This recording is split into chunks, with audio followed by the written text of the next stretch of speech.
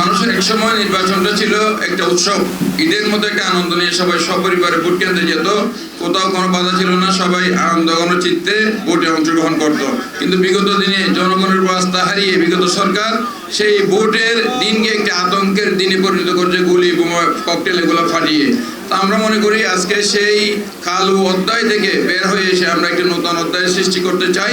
চট্টগ্রামত বিভিন্ন প্রার্থীসকল নির্বাচনী আচরণবিধি লঙ্ঘন করে কয়েক মাস আগেতন প্রচারণা শুরু করছে বলে অভিযোগ করছে চট্টগ্রাম ৯ আসনের বিএনপি মনোনীত প্রার্থী আবু সুফিয়ান। তিনি এইসব কর্মকাণ্ডরে অন্যায় ও বেআইনি বলে মন্তব্য করছে।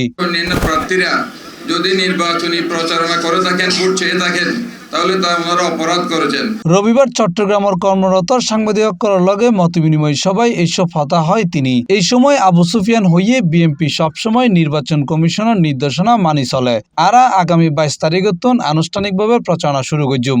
আমরা নির্বাচন আচরণবিধি মেনে আমরা ইনশাআল্লাহ ২২ তারিখ থেকে আমাদের প্রচারণায় যাব।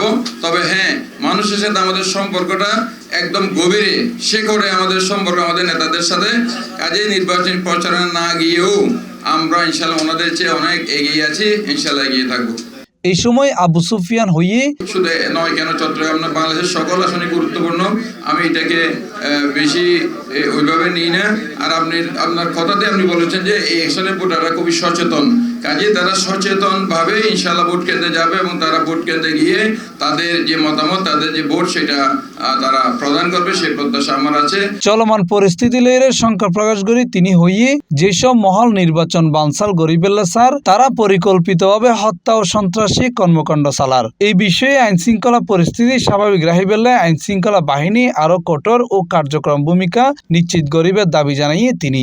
ইনশাআল্লাহ আমরা আশা করি যে নির্বাচন আগামী ১২ই ফেব্রুয়ারি সেই নির্বাচনত আইন শৃঙ্খলা এবং ব্যাক পরিস্থিতি ভালো যাইব।